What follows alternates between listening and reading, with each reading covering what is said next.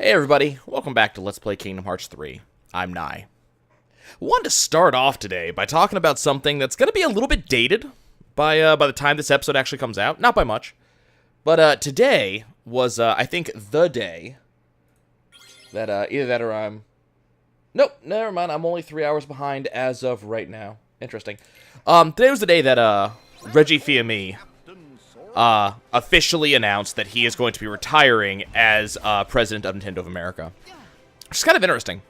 You know, it's not often that there is someone like a president of a company that I as you know, as a consumer really know a fair amount about that person or about the direct impact they have had on the company in question.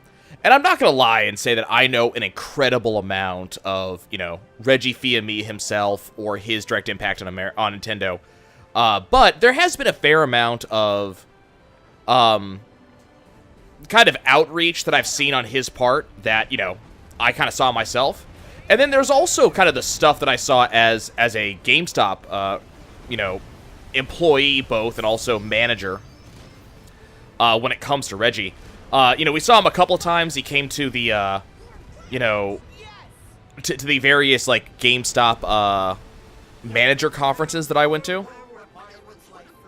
I love they just randomly do that. I saw that while I was heading for a, save point earlier after last episode ended. So, you know, I got to see him a couple times, never in person, never got to actually meet him, but I got to see him in person a couple times. But also, you know, starting with, I think it was, like, Animal Crossing, was it New Leaf, I think? Or maybe the one before that, maybe it was City Folk. But there was a point where, like, Reggie started, at least in my eyes, really getting along with the community in a big way. You know, he... I think it was City Folk, where it was you got to go and see Reggie's house in Animal Crossing. And this was kind of an awesome thing, and the big reason why is that, you could order stuff from other people's houses, and Reggie had all the really rare stuff. The, you know, he had the Triforce, and he had all of the, all the random stuff from, okay, you're getting owned. He had all the random stuff from Metroid, all this stuff like that. So all these really rare items that in the old games, you know, you had to work hard to achieve. You had to, you know, find them or go to Nintendo events. Now you could just order them. You know, and that was kind of a big deal. So it was kind of a cool thing there. And I remember for a long time, Reggie was the one that I think a lot of people, and myself included, were kind of upset with, just because it seemed like he was the one that were saying that a lot of the M-rated games were never going to make it to Nintendo. And he seems to have changed a lot of things over the past couple of years. You know, he's been kind of a driving force for change, at least as far as I understand, and has helped Nintendo kind of get to places. It's kind of sad to see him go. But at the same time, it's, did I already do this one? This is Ship's End. I already did this one. Okay. But at the same time, it's also kind of sad to see him go, because he is one of those kind of outstanding, long-standing people, and he always seemed to have, like, as the face of, you know, Nintendo of America, you know, he did some good work there. It's kind of sad to see him go. What's kind of cool, though, is seeing Doug Bowser kind of take over. So, or at least my understanding is that Doug Bowser will be the new president. And so, as I said, I did not get a chance to meet Reggie. I did get a chance to meet Doug Bowser, however. And, he was a really cool guy. I only got a chance to talk to him for, like, a couple of minutes. So it wasn't as if I got to really meet him. Got to shake his hand. But he actually came a couple of times, I think, like 2 or 3 years in a row, came to the, you know, GameStop managers thing. And he was a really cool dude. Very, very energetic. You know, we had a lot of just people, right, show up and talk to us at, oh, okay.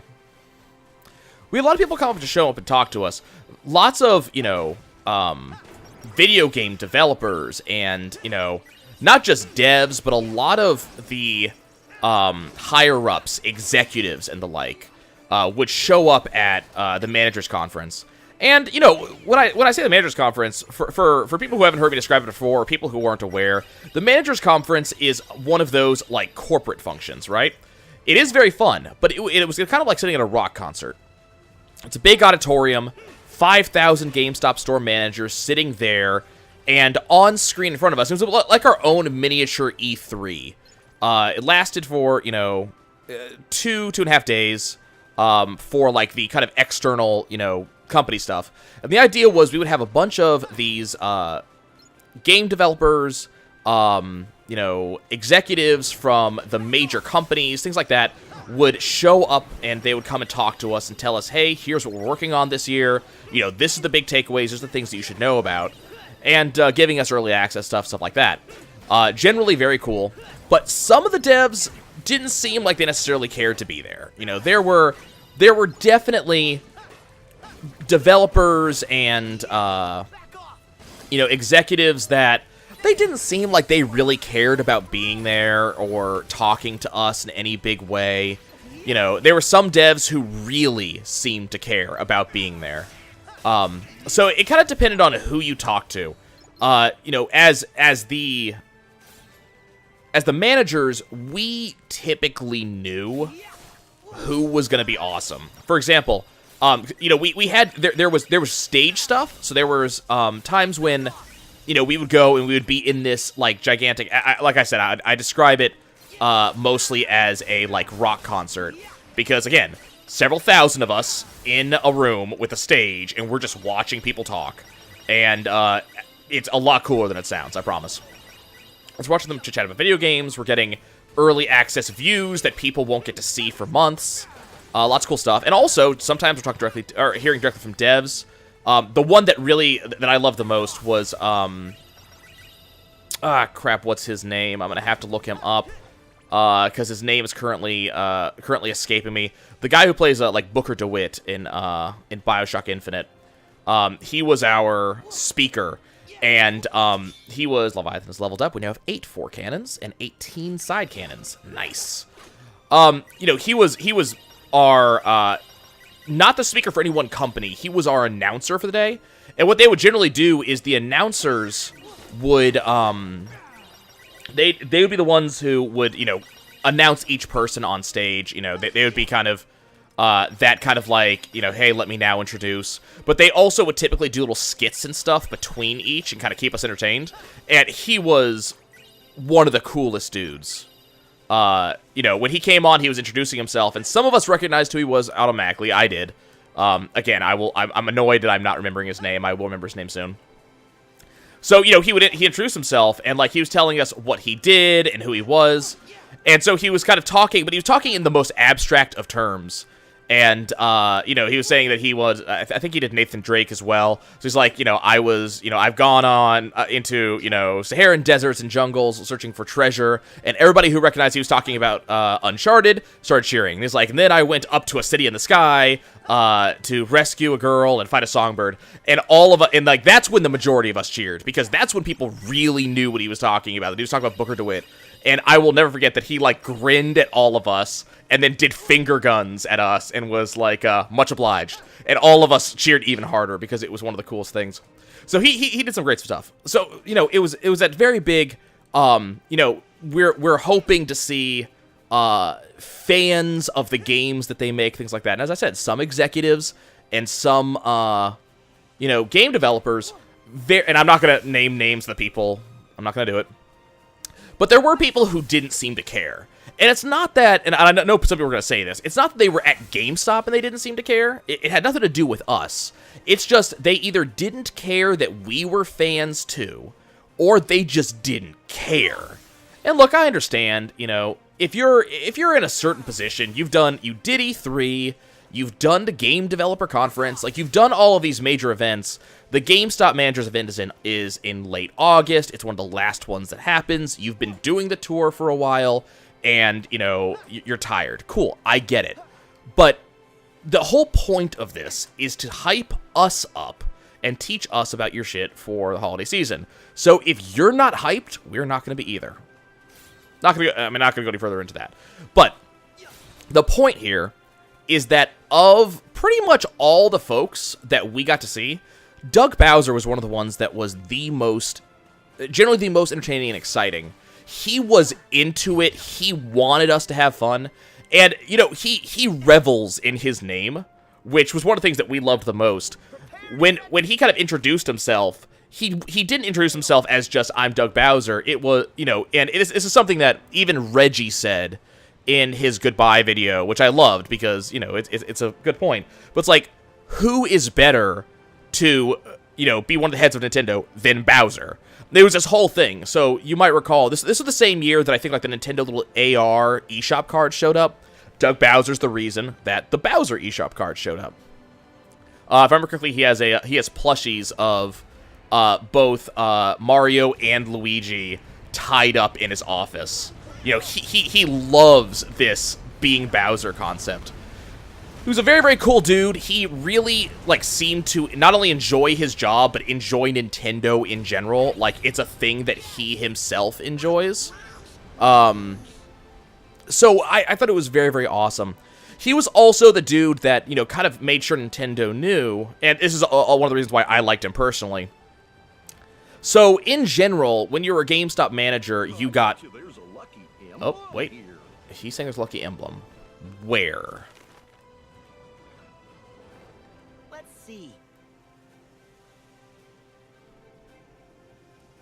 Lucky emblem where? So he was one of those guys that, like... So the idea was, if you were a GameStop store manager, one of the things that you knew was going to happen at some point is you were going to get free stuff. The idea is that, you know, the various companies would give us something free, right? We would get a free copy of their game, or we would get, you know, a free video game system. That happened a couple of times. Okay, I'm not seeing it, so we're going to get a little bit closer and see what we find. We get a free video game system from the major companies, you know, something like that. The problem was, and so the idea was that if you're a manager, giving us the thing for free helps us sell your shit better. Oh, is it right? Is it up there? No. I don't see it. Okay, let's swing around for a second and take a look. So the idea was if I could sell it better, right? Because I know it, I've played it myself. That's kind of the major concept, is that if I have played your video game, then I know, you know, how to sell it because I've played it myself. And if I liked it, I'm more likely to want to sell it. Let's see. So they understood that. The thing is, Nintendo never really got into that for a while. They didn't really, like, I guess, part of it, I guess, is they didn't... Where? Like, oh, it's there. I see it. It's right there. Let's see. Got it. Oh, okay. Let's see. So, Doug Bowser was the one who really changed that. And so, we kind of, you know, we kind of knew, right, when they were going to give us something for free. Like, when the Xbox One first came out, they're like, hey, get an Xbox One. And when the PS4 first came out, they're like, hey, have a PS4. And it was a little bit weird for us, because sometimes it was like, man, they didn't give us the thing. I wonder what happened. I wonder why they didn't give us this thing. For example, when the VR first came out, they didn't actually give us a VR. And we were a little bit surprised, because it's like, wow, if you really want to sell this well, VR is something you have to experience to be able to sell. So, you know, you're not giving it to us. It's cool, but how are we going to sell it? So half of us, you know, have never had a chance to even experience it. So, you know, don't take this as us being, like, entitled. This was us, like, you know, this is one of the few things we have to experience. Most of our stores, you know, do not have the VR, you know, don't have the VR experience. Like, we didn't have, okay, it looks like, can I go to the bottom here? Yes. Is there anything down here? No. Okay.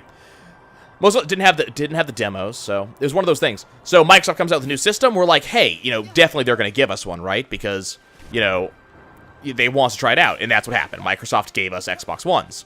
And then Sony came out with the PS4, and Sony gave us a PS4. And then, Sony came out with the PS4 Pro, they gave us the PS4 Pro. Microsoft couldn't be one-upped by Sony on this. They wouldn't allow that to happen. So their response to this was to give us an Xbox One X as well, which they weren't going to do.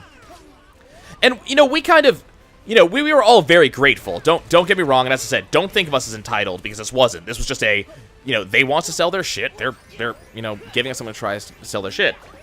We were always a little bit disappointed if we didn't get the thing that we had hoped for, but we all knew, like, we were doing better than most other employees, so we understood. So then, Nintendo goes up, and in the first year Doug Bowser's in, Nintendo hadn't give GameStop employees anything. Now, when I say GameStop employees, the best of the companies, like the companies who kind of understood the most, didn't just give stuff to the store managers, they gave stuff to our employees as well, like our assistant managers, our third keys. It wasn't often that they actually got stuff as much as okay, this is annoying. They didn't give them much, but sometimes they did. Like, Activision very frequently gave all of our employees Call of Duty. That was kind of one of the better times. They wanted all of our employees to have that. So, as I said, the best of the companies did that. So Nintendo had not given any employee anything for a number of years, even before I had joined the company. So the first year Doug Bowser's in charge, he comes over and he says, "Hey, I'm going to do this. If you guys get enough pre-orders for Pokemon, you guys get a free copy of Pokemon." We're like, okay, well, that's kind of cool. Nintendo never does anything, and we were gonna ask for pre-orders anyways. So, it's nice to have an incentive. Now, I need to make this very clear, because some people are immediately gonna go, "Ha! Freaking GameStop employees get something for doing pre-orders." Not usually. It's very, very rare that there's anything that we get for pre-orders. And in this case, it was Nintendo who was asking for it, not GameStop. And also, I'm pretty sure they offered it to every company. So, we're going to offer Pokemon anyways. This was just a, hey, if the entire company gets this many pre-orders, you guys get free copies. So, that was kind of cool. And we ended up getting the pre-orders, which I think we were light on it, but they gave it to us anyways because Doug Bowser's the man. So then, he comes back the next year, and he's talking to us about, this is bad. He's talking to us about, FIFA, and apparently, Doug Bowser is a huge fan of FIFA. And so he's like, yeah, FIFA's coming out on the Switch, it's going to be awesome, so I'm going to give you guys all a copy of FIFA. And we're like, okay, well, that's cool. They're actually giving us something. That's kind of awesome. Nintendo never does that. That's exciting. And then Doug Bowser's next thing he goes is, whoa, we have a unique interaction with this ability, apparently. It's an instant kill? That's awesome. So, Doug Bowser's next thing is he goes, but wait, you guys probably need something to play this on. And then this is when the entire auditorium goes wild. Because this was the indication by Doug Bowser that Nintendo was giving us all Nintendo Switches. And for some of us, it was less exciting. For me, for example, because I bought my Nintendo Switch on day one. But it was still very cool that they're like, yeah, we're going to give you something. Now, this was something that basically, my understanding is Doug Bowser did it because he understood that the best way to get us to sell a Nintendo Switch is make sure we actually have a chance to try it. Because believe me, as weird as it sounds, there were GameStop employees who did not believe the Switch was ever going to amount to anything. Even when the Switch was already successful, there were people who were like, yeah, like, this is not going to last. The Switch will not continue to be good. Nintendo's going to screw up somehow. A lot of people don't believe in Nintendo. So he was helping to build the belief, which was a good thing. So hearing that Doug Bowser is the one that's taking over as, president of Nintendo of America really gives me a lot of hope for the company. As much as I like Reggie, and I do, I didn't like him when I was younger, and over time he made a believer out of me. But, as much as I like Reggie, I think Doug has a really good sense for the community. and really has begun, really understands, both from a sales perspective and from a community perspective, what the community wants, what the best way to kind of grow the brand in America is. So I'm really excited about it. Like, as I said, this is one of those things that there were very few, folks in the higher up gaming community that, run these companies like that. There's very few of them that I actually know, and fewer still that if they said they were leaving, or if they said someone was taking their place, very few that I would actually, have an actual interaction to, or actual reaction with. It's not great. It's not very many of them that if they said, yeah, this person's taking over for me, I'd be able to say one way or the other, that I had a positive feeling or a negative feeling about it. But specifically, Doug Bowser is one of those that I'm like, yeah, this is actually exciting news as a gamer. And then, I gotta say, like, as I said back then, a while ago, I was not particularly happy with Reggie, but over the years, Reggie kind of made me kind of go, okay, you know what? Especially in the past couple of years, when it came to stuff like, understanding how to use social media to interact with the fans, he kind of made me like him, and I wasn't expecting to ever do so. So one of those things. I just finished watching Reggie's goodbye video, and I felt that I had to make a statement on it. Not because my actual opinion matters in the slightest when it comes to Reggie leaving or who he follows, and I'm not the most informed person. But having actually met one of them and heard him on a more personal level, it's very, very cool. Not to mention the fact that we have had absolutely nothing going on screen the entire time I was talking about all of that stuff. Like, nothing's been happening. We have been running around just grabbing stuff from the endless islands of the Caribbean. It's going to be the next Pirates of the Caribbean movie, Islands of the Caribbean. It's kind of sad. Like, the guys who make pirates, the crew, they're finally like, okay, it's time to. What is the point of this section of the beach? The crew was like, yeah, we're just gonna have the new Pirates movie not have Johnny Depp in it. It's like, okay, well, Johnny Depp's been with the franchise for an extremely long time. It's an understandable thing that you're like, it's time to do stuff without Johnny. You know what? That's fine. And let's face it, not every Pirates of the Caribbean story needs to be about Jack Sparrow. But I can't help but wonder what they're going to do with it now. Like, how do you have this story sans Jack Sparrow? Because he is the one that every single story seemed to revolve around, right? Like, all of them revolved around him, around his interactions with this, that, and the other. He is the major part of the mythology, and that's, I'm sure that's one of the reasons why he's the one that showed up in every one of the movies. I haven't watched the latest ones just because I started growing disinterested myself, but Keira Knightley didn't come back after the third one. Orlando Bloom didn't come back after the third one. At least I don't think they did. Jeffrey Rush, I believe, stopped at the third one. So, the question is, like, when you have a situation like that, where you have a very distinct character and actor who is the face of your franchise, how do you say I want to have the franchise, but I want to get rid of it? I'm moving on after this. I think we were having a conversation at my local gaming store that was partially about this, and we were talking about, like, what do you do when you're getting rid of that? Because we were talking about, like, what other franchises do you know that got rid of the face of the franchise?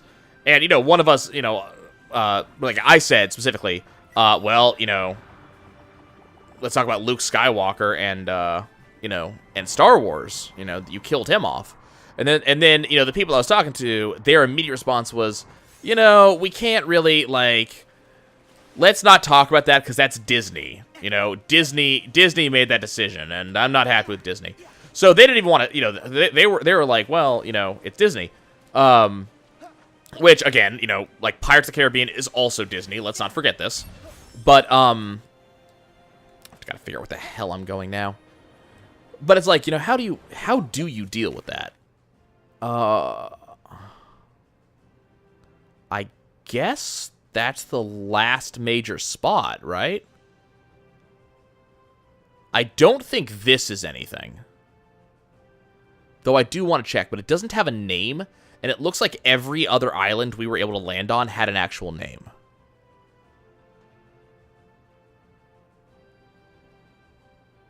Yeah. Okay. Time to move on.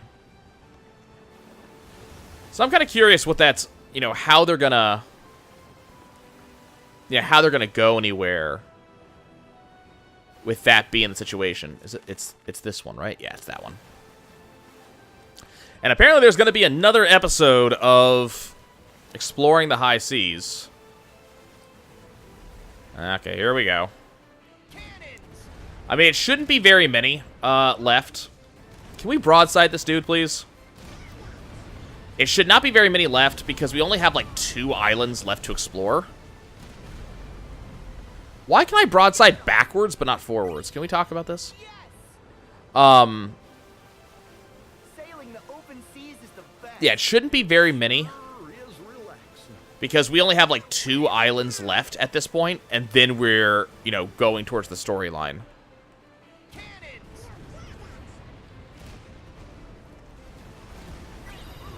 You got broadsided. Okay, is there... Like, this place has a... There we go. It's like, this place actually has a name. Therefore, it has a thing. Oh.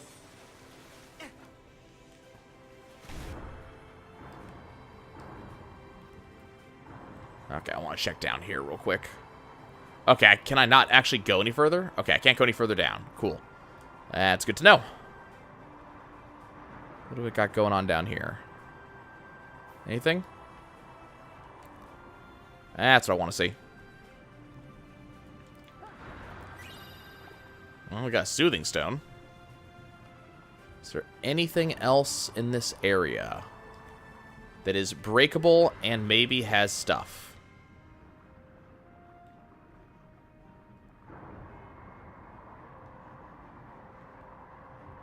But we're going to have to hunt down all these treasure chests and everything. And the big question is, like, where are all of them? And then we got to find all of the hidden Mickeys. Hope we find some ingredients around here. Okay, it looks like this is considered to be part of the island.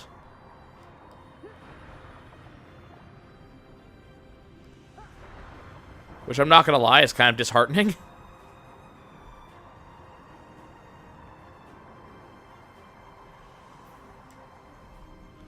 Because what this means is that there is a chance that I will have to go out to places like this to find... Like, I am off the map. Like, off the island map. And yet I'm still finding, like, boxes and such. Now I'm back... Well, I'm technically in the island area right now. But, like, look at this. We're finding crabs...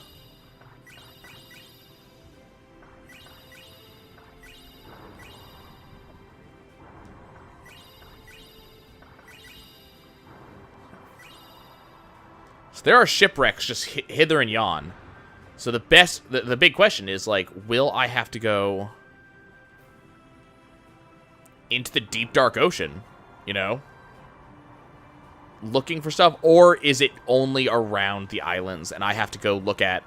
You know, there are some islands back in other areas, for example, that, you know, the islands didn't have a name, but yet there was, you know, stuff in the area. So, do I just have to go explore those islands, maybe? Okay, what do we got? So there's a path up there, evidently. that I do not currently have access to. So I might have to go to the other side for that.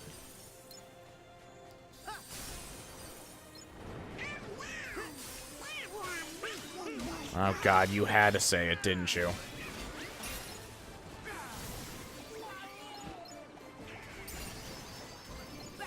Now that being said, like with all of the complaints that we could potentially have about these areas, we are getting a crap ton of experience for all of this. Like, we are leveling up extraordinarily rapidly. So, you know, if you need experience, I guess this is a good way to do it. Okay, guys, that's going to be about it for me. Is there something over here? Oh, just Goofy. Okay.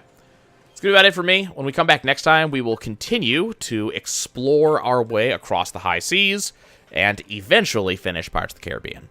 I'll see you soon.